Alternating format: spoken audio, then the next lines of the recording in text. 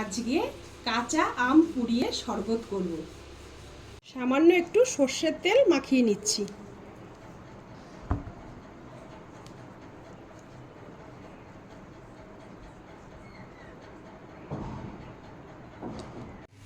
এবার গ্যাস জ্বালিয়ে আমটাকে পুড়িয়ে নিচ্ছি।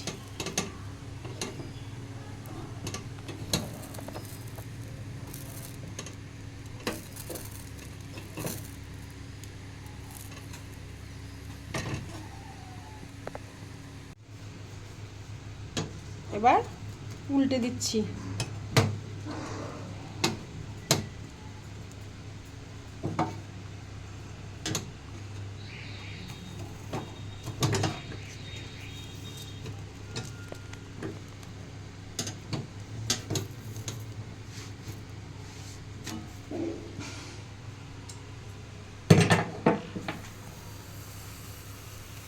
দুটো আম পুড়িয়ে নিয়েছি। কড়াই গরম হয়ে গেছে, এবার গোটা জিরেটা একটু ভেজে নেব।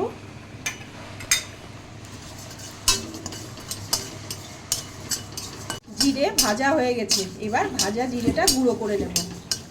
এবার আমটাকে একটু ঠান্ডা করে নেওয়ার জন্য ঠান্ডা জল দিয়ে দিচ্ছি। এবার আমটাকে ছুলে নিচ্ছি।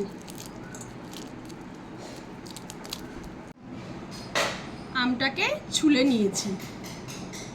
এবার পোড়া আমটাকে গ্রেটারে একটু গ্রেট করে নিচ্ছি। এবার এই ব্লেন্ড করে রাখা আমটাকে একটু মিক্সচার মেশিনের মধ্যে দেব। সাথে পরিমাণ মতো নুন দিয়ে দিচ্ছি, সাথে একটু বিট নুনও দিয়ে দিলাম, আর একটু জলও দিয়ে দিচ্ছি। এবার মিক্সচারে মিশিয়ে নিয়েছি। এই ব্লেন্ড করে রাখা আমটা সব গ্লাসে একটু একটু করে দিয়ে দিচ্ছি। এবার এর মধ্যে 1 চামচ করে চিনি দিয়ে দিচ্ছি। চিনিটা একসাথে মেশাইনি, কারণ সবাই তো চিনি খায় না। এবার হালকা ঠান্ডা জল মিশিয়ে দিচ্ছি। প্রত্যেকটা গ্লাসে একটা করে বরফ দিয়ে দিচ্ছি। এবার ভালো করে মিশিয়ে দিচ্ছি। এবার উপর থেকে ভেজে রাখা জিরের গুঁড়োটা দিয়ে দিচ্ছি অল্প অল্প করে। তৈরি করলাম এই গরমে সবার প্রিয় আমের শরবত।